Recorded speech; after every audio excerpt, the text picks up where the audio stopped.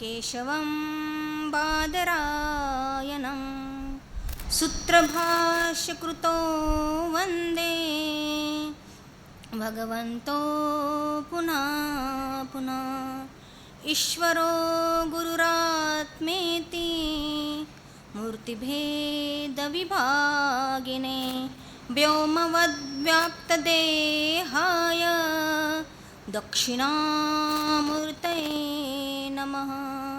गुरुर्ब्रह्मा गुरुर्विष्णु गुरुर्देवो महेश्वरः गुरुः साक्षात् परब्रह्म तस्मै श्री गुरवे नमः।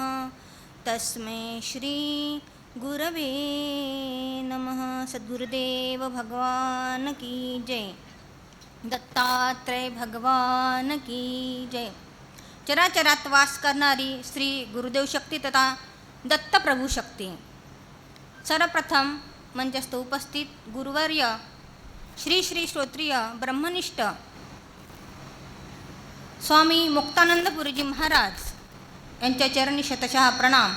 एवं इथे उपस्थित ज्यांनी मला आमंत्रित केलं असेच आपल्या दत्तप्रभूजी संस्थानचे स्वामीजी गोपाळगिरीजी महाराज आणि अन्य संतवृंद, शक्तिस्वरूपिणी माता तथा भक्तवत्सल पिता। बघा, आज आपण अमावस्या या निमित्ताने आपण एकत्रित आलेलो आहोत।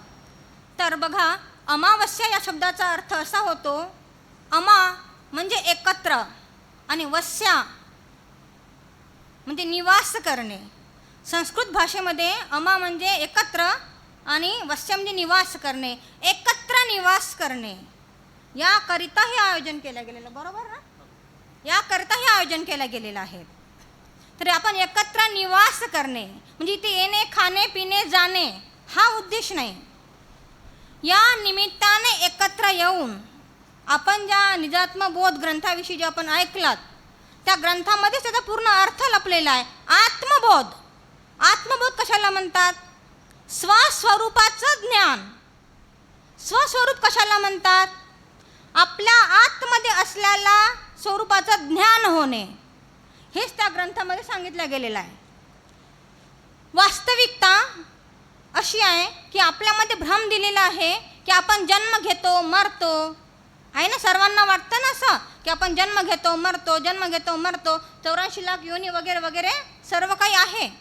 ठीक आहे, मान्य आहे, परंतु वेदपुराण सांगतात, उपनिषद सांगतात की आपण अमृतस्य पुत्रोहम, आपण अमृताचे पुत्र आहोत।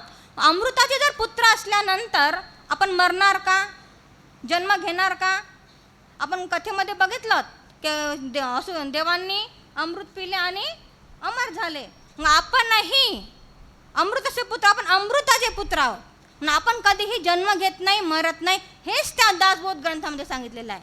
आत्मबोध, आत्मबोध म्हणजे काय? आपल्यामध्ये असलेल्या स्वरूपाचा बोध होणे की मी जन्म घेत नाही, मी मरण मला येत नाही। न जायते म्रियते वा कदाचिन नायं भूत्वा भविता वा न भूयः अजो नित्य शाश्वतोयं पुराणे न हन्यते हन्यमाने शरीरे। म्हणजे मरतं कोण? हे शरीर मरतं, आपल्यामध्ये असलेलं ब्रह्मतत्व मरत नाही। ब्रह्मतत्व कालही अमर होतं, आजही आहे आणि उद्याही राहणार। 5000 वर्षापूर्वी होतं, आजही आणि लाखो वर्षानंतरही ते असंच अमर राहणार। असं हे ब्रह्मतत्व आहे। त्यालाच आपण दत्तप्रभू म्हणतो, त्यालाच आपण शिवतत्व म्हणतो। मग आपल्यामध्ये कोणते गुण आहेत? आपण ऐकलं की दया करावी, क्षमा करावी, मद मोह लोभ मत्सर हे ठेवू नये, अहंकार ठेवू नये। वास्तविकता हे आपलं स्वरूपच नाही। नाहं मनुष्यो न च देव यक्षो न ब्रह्मचारी न गृही वनस्तो। मी ब्रह्म नाही, मी ब्रह्मचारी नाही, मी संन्यासी नाही, मी गृहस्थ नाही, मी स्त्री नाही, पुरुष नाही। मनोबुद्धी अहंकार चित्तानी नाहम, मी बुद्धी नाही, मन नाही, चित्त नाही, अहंकार नाही। मी काय आहे? केवळ शिव स्वरूप आहे, परमात्मा स्वरूप आहे, ज्याला तुम्ही दत्त स्वरूप म्हणतात। शिवोहम शिवोहम, मी केवळ शिव स्वरूप आहे, असं आपलं स्वरूप आहे। हेच या दासबोध ग्रंथामध्ये सांगितलेलं आहे, आत्मबोध ग्रंथामध्ये सांगितलेलं आहे। मग आपल्यामध्ये असलेला स्वरूपाचं ज्ञान आपल्याला करून दिलेलं आहे। मग आपल्या स्वरूपाचं ज्ञान कोण देतं बरं करून? केवळ ग्रंथ वाचले म्हणजे आपल्याला ज्ञान होईल असं होत नाही. बघा, 3 लोकांची कृपा असणं आपल्यावर अत्यंत आवश्यक असतं. ग्रंथाची कृपा, देवाची कृपा आणि सर्वात महत्त्वाची आपल्या गुरुजनांची कृपा.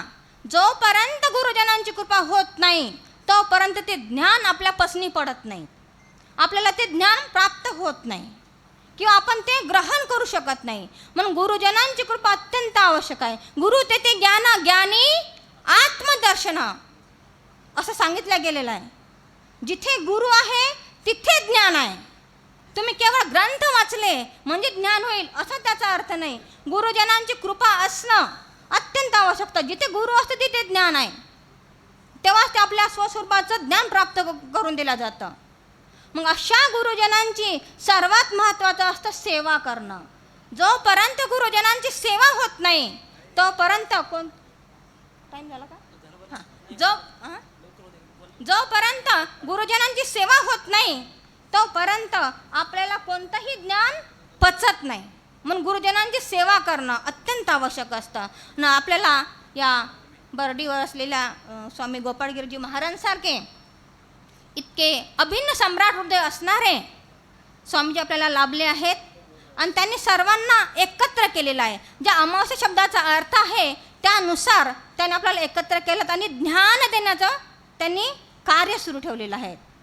तर असं ज्ञान जे मी काही ते बोललेले आहेत ते आमच्या गुरुजनांनी शिकवलेलं थोडंसं अल्पसं ज्ञान आहे. बघा, या पृथ्वीवर तुम्ही शिवाला माना, शक्तीला माना. बघा, आमच्याकडे अमावस्येला शक्तिपूजन होतं, म्हणजे दुर्गापूजन होतं विदर्भामध्ये.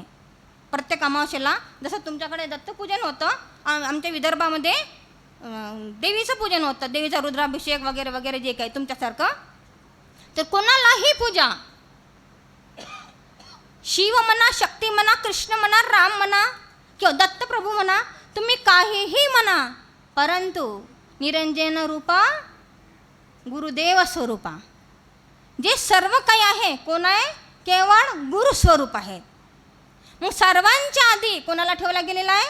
गुरुजनांना ठेवला गेलेला आहे. तुम्ही दत्ताची जरी आराधना केली, कृष्णाची जरी आराधना केली, कोणाचीही आराधना केली, जोपर्यंत आपण गुरुजनांची आराधना करत नाहीत तोपर्यंत आपल्याला ते ज्ञान होणार नाही आणि तोपर्यंत ते आपल्याला पचणारही नाही. म्हणून असं ज्ञान गुरुजनांकडे जाऊनच मिळतं.